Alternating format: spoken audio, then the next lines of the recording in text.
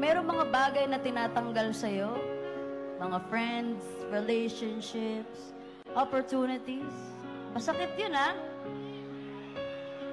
Pero ang ibig sabihin lang nun, you have to let go. You had to let go of something. Because something better is coming. Kinailangan mong pagdaanan lahat ng masakit para mas maa-appreciate mo yung masarap na pagmamahal na dadating sa'yo. This is that song na palaging nagre-remind sa akin. Ang lahat ng bagay na nangyayari ay itinadhana. Kung para sa'yo, kahit ano pang gawin mong pag-iwas, para talaga sa'yo yan.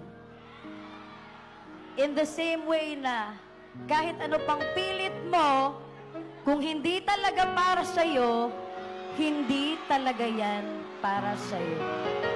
So, pag may umalis, bitawan. You deserve more.